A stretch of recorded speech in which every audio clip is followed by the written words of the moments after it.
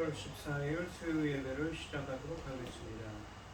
땅과 거기에 충만한 것과 세계와 그 가운데 사는 자들은 다 여호와의 것이로다. 여호와께서 그 터를 바다 위에 세우시며 강물 위에 건설하시도다. 여호와의 산에 오를 자가 누구며 그의 거룩한 곳에 설 자가 누구인가? 곧 손이 깨끗하며 마음이 청결하며 뜻을 허탄한 데 두지 아니하며 오직 맹세하지 아니하는 자로다.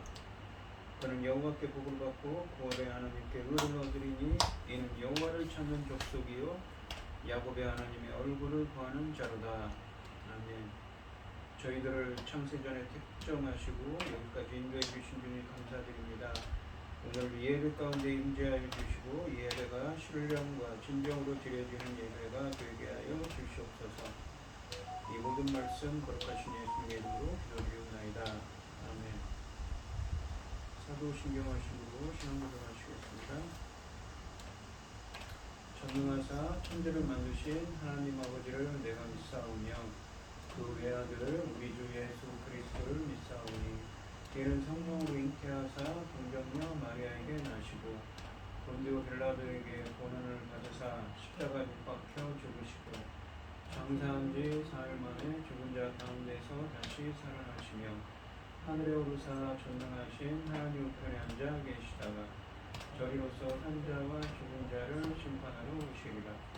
성령을 믿사오며 거룩한 공예와 성도가 서로 교통하는 것과 죄를 사하여 주시는 것과 몸이 다시 사는 것과 영원히 사는 것을 믿사옵나이다.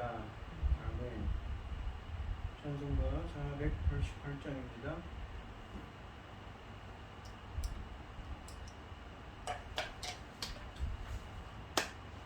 이 몸의 소망은 나 우리 주 예수뿐일세.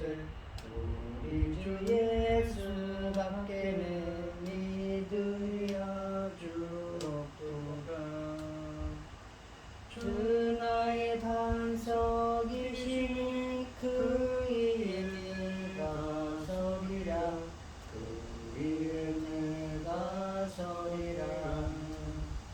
무섭게 바람 부는 만물 물결이 높이 설 때 우리 주 크신 은혜의 소망에 닿으리라. 주 나의 반석이시니 그 위에 내가 서리라. 그 위에 내가 서리라. 세상에 믿던 모든 것 끊어질 그날 되어도 주의 언약 믿사와 내 소망도 그리라.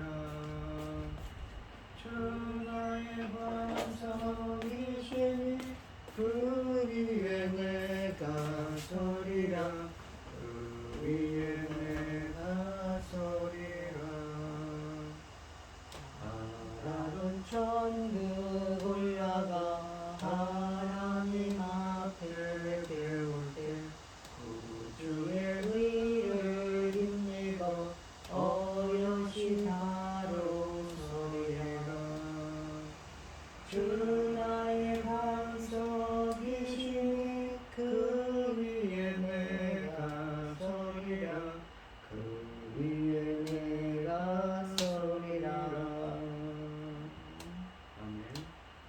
오늘 함께 하실 하나님의 말씀은 이사야서 40장 6절로 11절 말씀입니다. 이사야서 40장 6절로 11절 말씀입니다. 교독을 하겠습니다. 제가 먼저 읽겠습니다.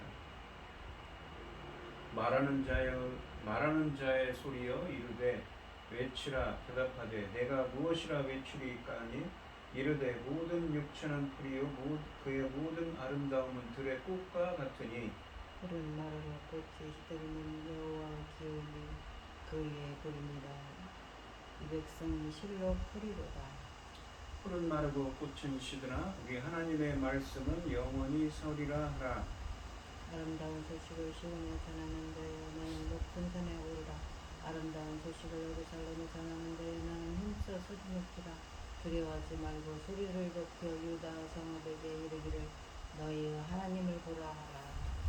보라, 주 여호와께서 장차 강한 자로 임하실 것이요 친히 그의 팔로 다스리실 것이라. 보라, 상급이 그에게 있고 보응이 그의 앞에 있으며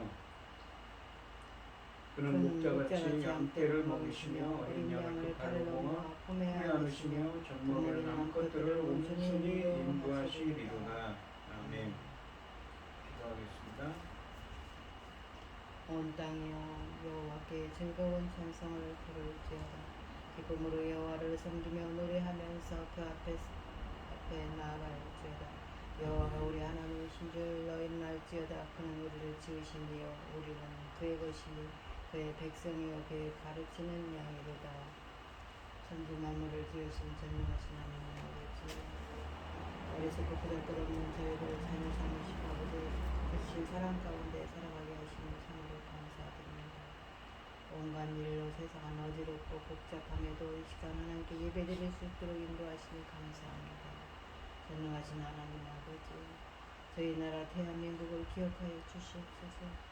아버지 긍휼을 베풀어 주시옵소서. 아버지 하나님, 우리는 하나님밖에 모르지 않습니까?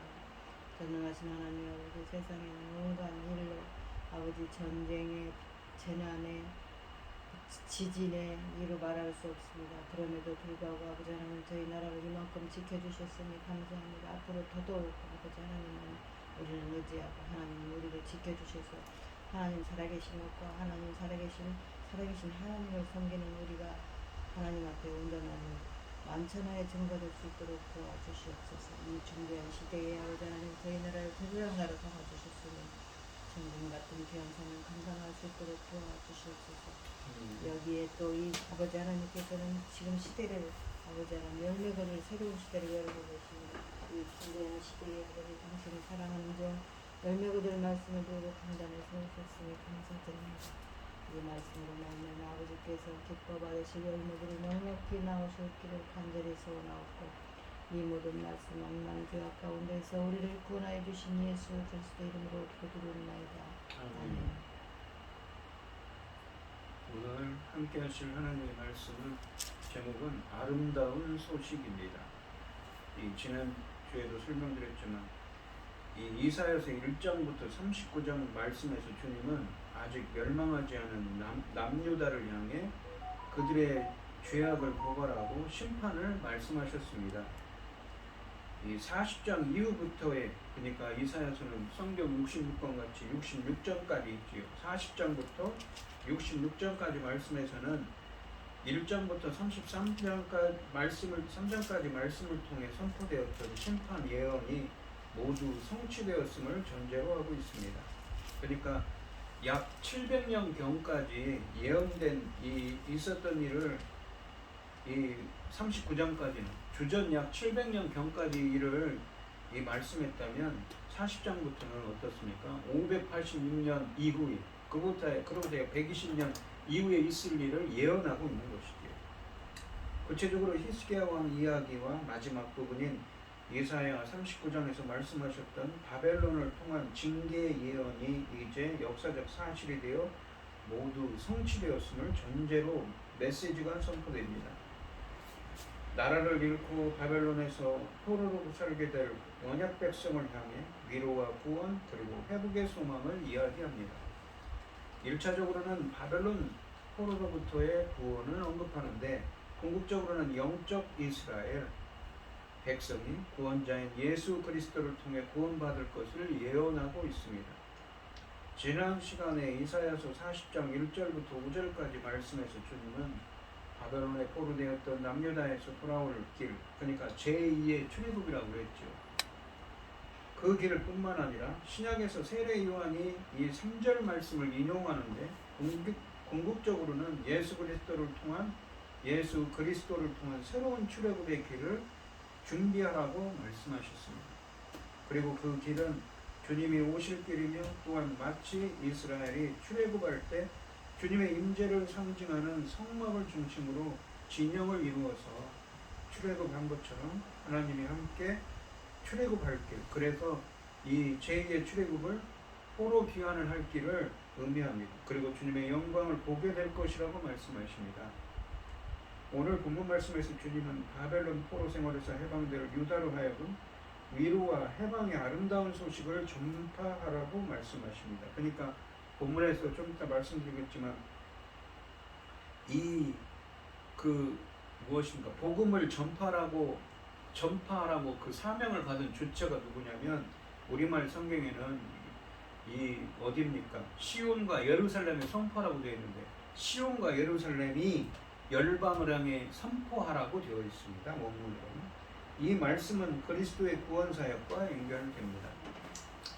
6절과 7절 말씀 보시면 말하는 자의 소리여 이르되 외치라 대답하되 내가 무엇이라 외치리까 하니 이르되 모든 육체는 풀이요 그의 모든 아름다움은 들의 꽃과 같으니 풀은 마르고 꽃이 시듬은 여호와의 기운이 그 위에 불니라. 이 백성은 실로 풀이로다.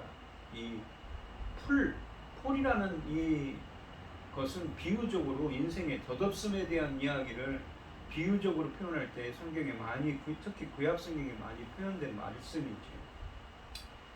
여기서 보시면 아름다움은 모든 하반절에 6절 하반절에 보시면 모든 육체는 풀이라고 그랬습니다. 근데 모든 사람은 풀과 같다고 말합니다. 근데 그의 모든 아름다움은 들의 꽃과 같다고 하죠. 근데 이 아름다움이라는 말이 이 히브리어로는 뭐냐면 헤세드입니다. 그러니까 번역이 좀 잘못됐죠.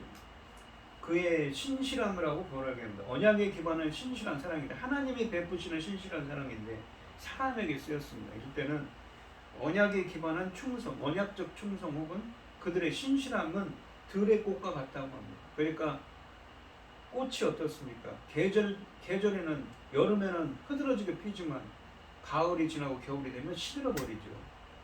그런 것처럼 인간의 육체가 그런 것처럼 그들의 신실함도 그런다는 얘기입니다. 그러면서 여기 보시면 풀은 마르고 꽃이 시드면 왜 풀이 마르고 꽃이 시드냐면 여호와의 기운이라고 되어 있는데 기운이란 말이에요. 루아흐 그러니까 우리가 보통은 하나님의 영 할 때 하는 그 루아흐인데 여기서는 뭐라고 하냐면 입김, 바람, 호흡을 의미합니다. 주님께서 입김을 불어 넣으니까 그 위에 라고 하는데 히브리어는 그 안에 불어 넣으니까 풀은 마르고 꽃은 시들어 버린다는 것입니다. 이 백성은 실로 풀이로다 라고 하십니다. 3절부터 5절까지 말씀에서 하나님이 구원을 위해 여호와의 길을 통해 자신의 백성을 찾아오셔서 바벨론 포로되었던 이스라엘과 함께 제2의 출애굽, 궁극적으로는 예수 그리스도를 통한 새로운 출애굽을 하시고 세상 사람들이 그분의 영광을 보게 될 것이라고 하셨습니다. 6절 상반절에 보시면 말하는 자의 소리여 이르되 외치라 대답하되 내가 무엇이라 외치리까 하니 라고 하시는데 3절에서는 한 음성이 소리치더니 이제 그 음성이 누군가에게 외치라고 명령하고 있습니다. 이에 그 누군가가 내가 무엇이라 외치리까 라고 말합니다. 그러자 외칠 메시지는 6절 하반절과 7절 말씀에 보시면 7절에 보시면 이 모든 육체는 풀이요 그의 모든 아름다움은 들의 꽃과 같으니 여호와께서 그 위에 그 안에 여호와의 기운을 여호와의 바람을 입김을 불어 넣으시면 풀은 마르고 꽃이 시들어버린다고 하시면서 이 백성은 실로 풀이로다라고 하십니다.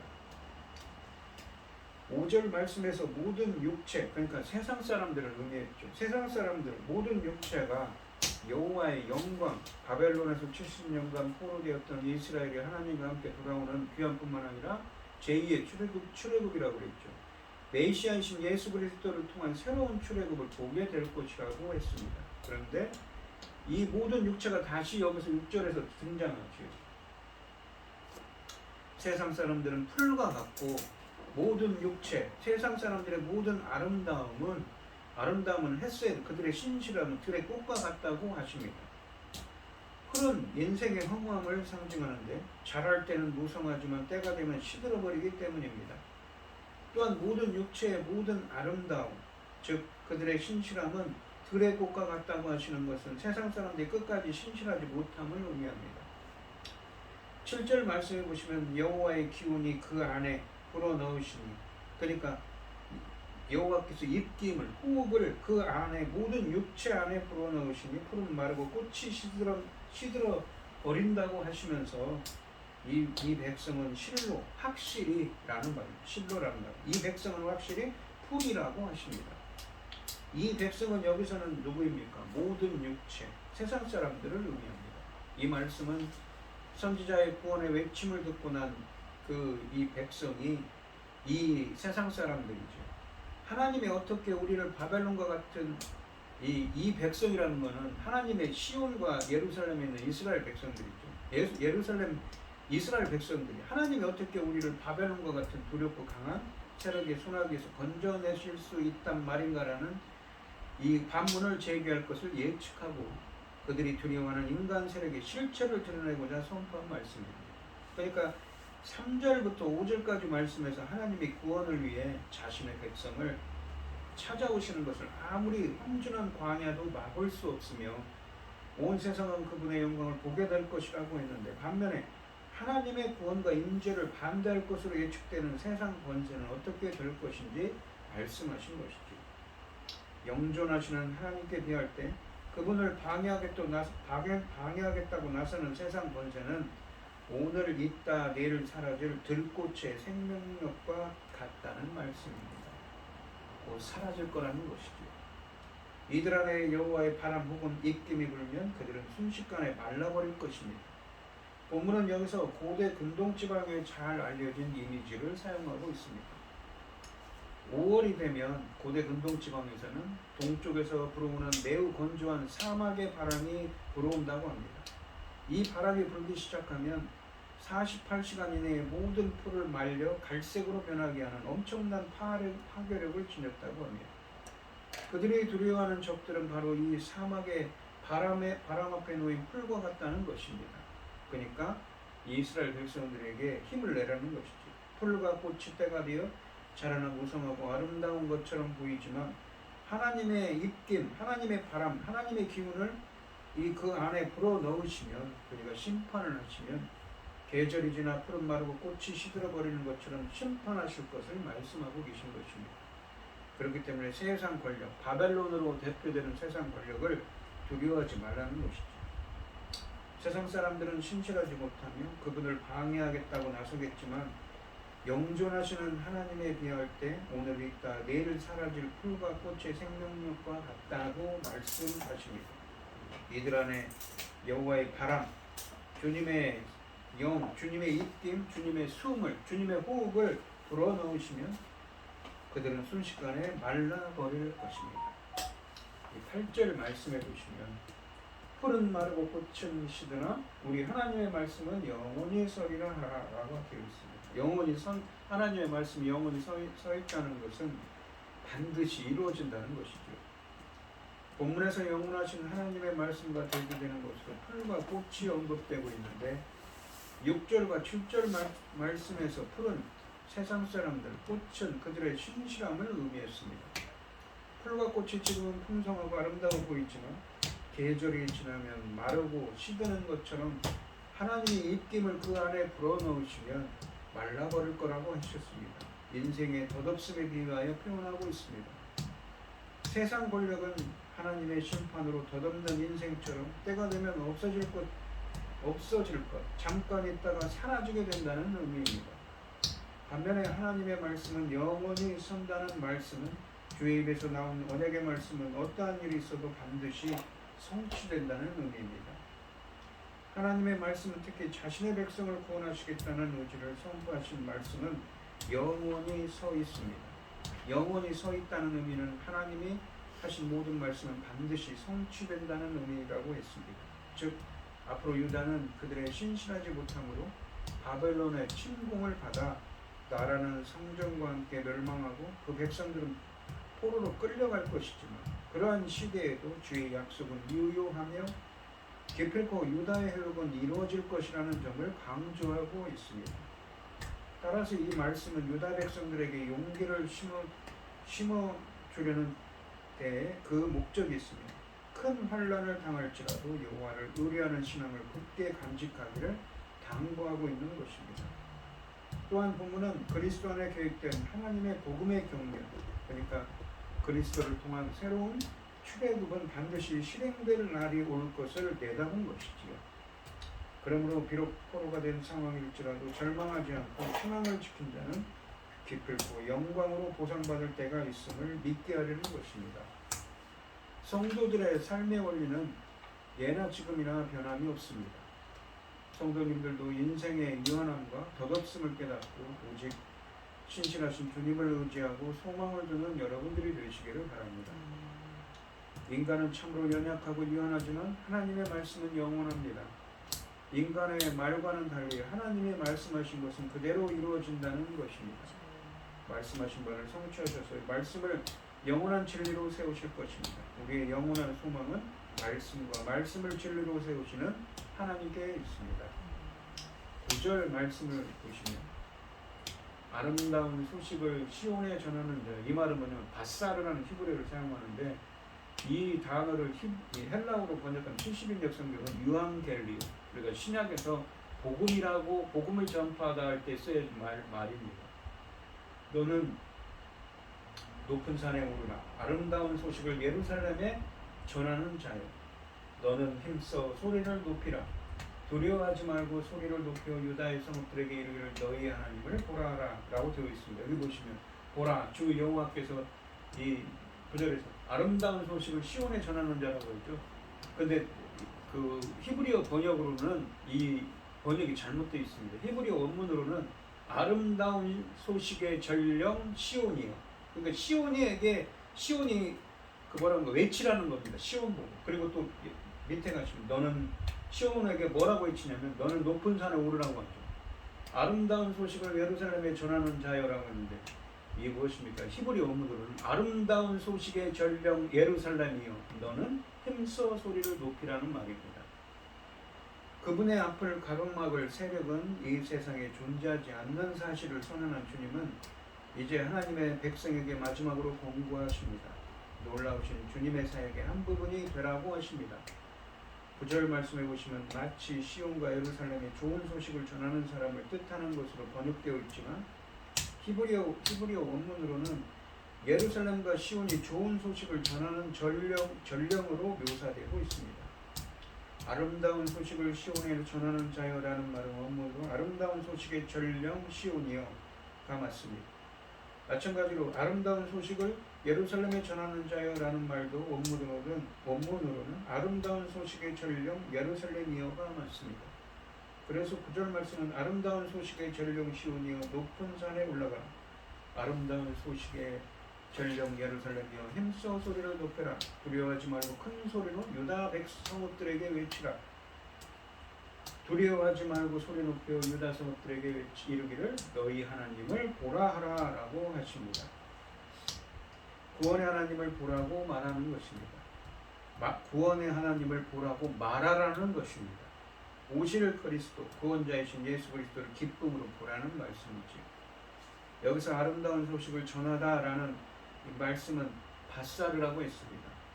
좋은 소식을 전파하다, 복음을 전파하는 거죠. 신약 70인역 성경과 신약에서는 유앙겔리죠. 복음을 구속주이신 예수 그리스도, 즉 복음을 전하라는 의미입니다. 이 말씀은 시온과 예루살렘에 좋은 소식을 전파하라는 것이 아니라 시온과 예루살렘을 향해 여호와의 구원을 온 세상에 알리라고 권면하는 말씀입니다.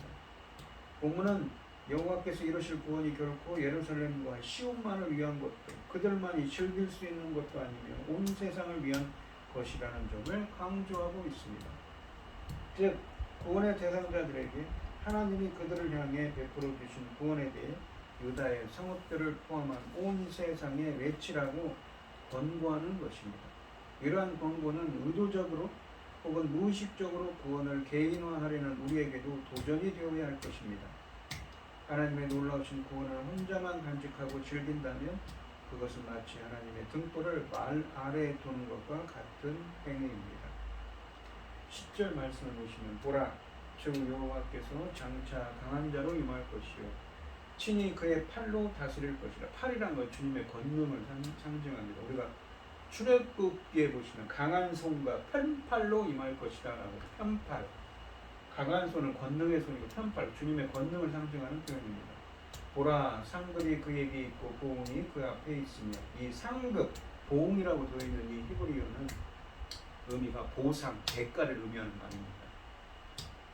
10절 말씀해 보시면 9절 말씀에서 시온과 예루살렘이 전령이 되어서 세상을 향해 복음을 전하며 하나님이신 예수 그리스도를 보라고 하셨는데, 10절 말씀에서는 하나님이 큰 권세와 능력을 가지고 임하신 것을 보라고 말씀하십니다. 그러니까 이 무엇입니까?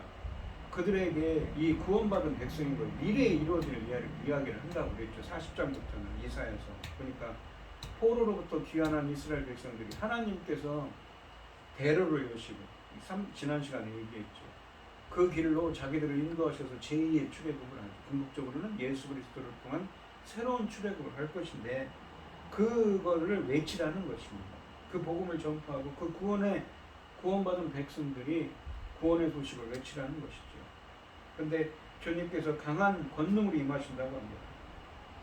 10절 말씀에서는 이 하나님의 큰 권세와 능력을 가지고 임하신 것을 보라고 말씀하십니다. 보라, 주 여호와께서 장차 강한 자로 임하실 것이요 친히 그의 팔로 다스리실 것이라 라고 하시는데, 이 그분의 통치와 능력이 구체적으로 나타날 것이라는 표현입니다. 드러날 거라는 거죠. 그분의 통치가. 하나님의 팔은 주님의 무한한 권능을 상징합니다. 우리의 구원이야말로 하나님의 능력의 권능의 절정입니다. 3절 말씀에 주의 길을 예비하라는 준비 작업의 시간은 지나갔습니다. 9절부터는 오신 하나님을 보라고 했고, 이제는 주의 공의로운 통치가 직접 실현되는 시기가 온 것입니다.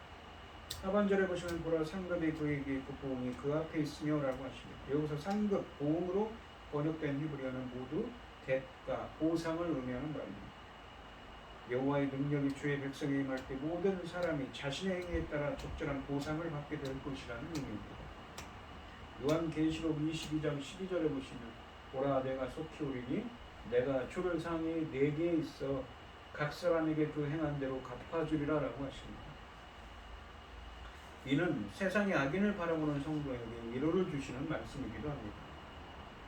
종종 성도들은 세상에서 악인이 잘 되는 것을 바라보면서 회의와 실망에 빠질 때가 많습니다. 그러나 이 말씀은 의로운 자, 연약한 자에게 힘을 줍니다. 이 세상은 거두는 곳이 아니고 심는 곳이라는 사실을 이 말씀이 우리에게 보여주기 때문입니다. 따라서 내세에서 받을 것을 이 땅에서 받은 자들은 내세에서 받을 것이 없을 것이며, 이 땅에서 육체를 위하여 심은 자는 육체로부터 썩어질 것을 가두게 될 것입니다. 그러니까 보라, 내가 속히 오리라 라고 이 하신 누굽니까? 예수 그리스도죠.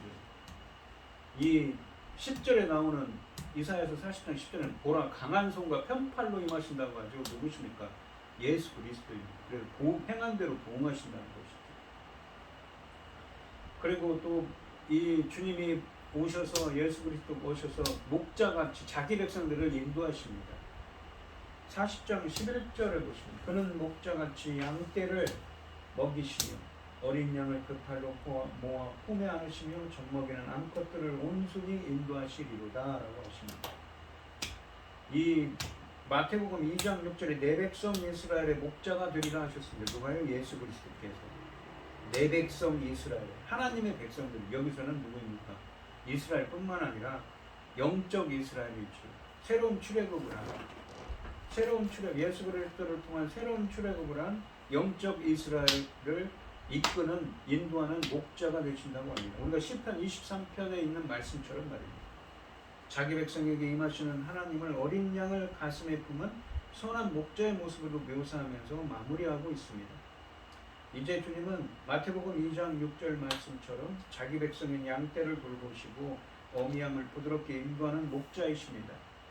10절과 11절에 묘사된 하나님의 팔의 차이를 생각해 보시기 바랍니다.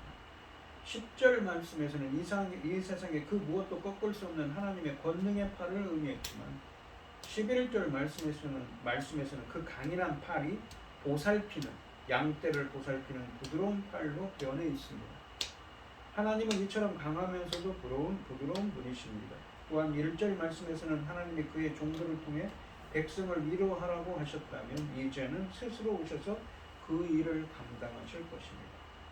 본문에 묘사된 선한 목자상과 예수님의 사역이 깊은 연관성을 지닌 것은 두말할 필요도 없습니다. 요한복음 10장 11절 말씀해 보시면 예수 그리스도는 구원받은 모든 주의 백성들의 선한 목자가 되신다고 하셨습니다.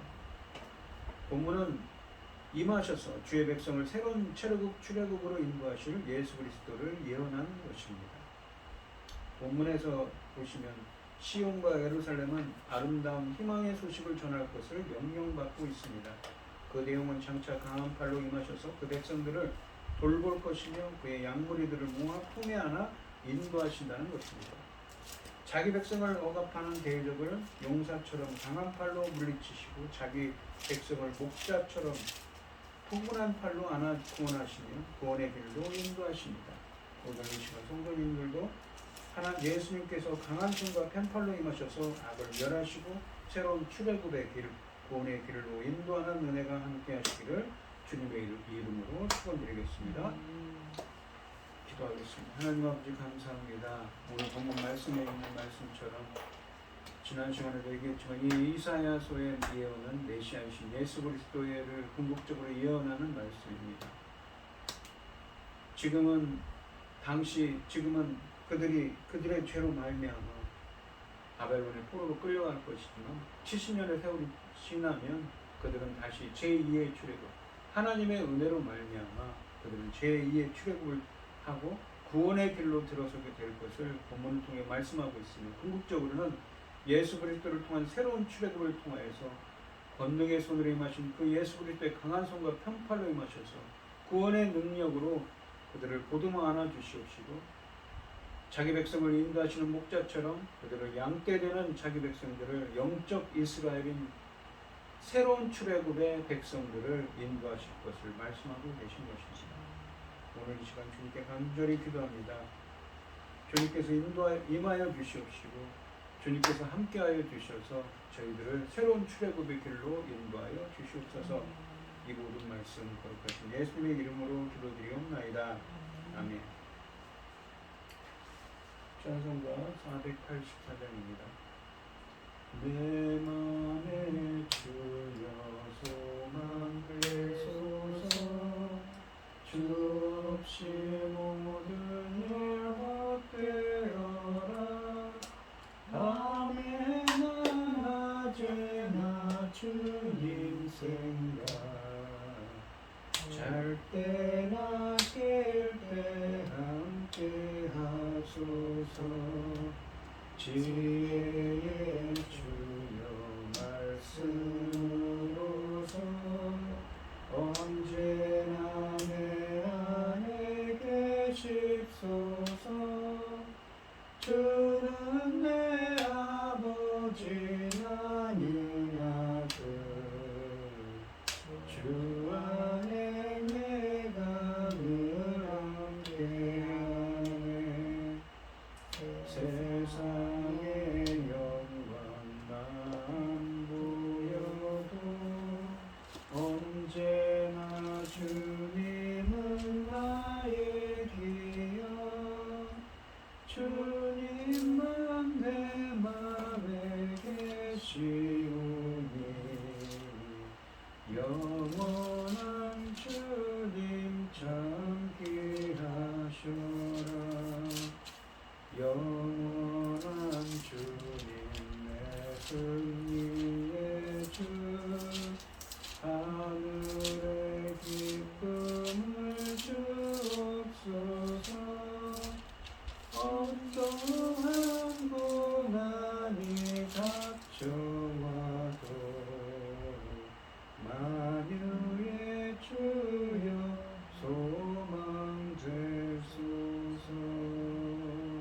아멘. 이제는 예수 그리스도의 은혜와 아버지 하나님의 극진하신 사랑과 성령의 교통하심이 성도들 머리머리 위에 이제부터 영원히 함께 있을지어다. 아멘.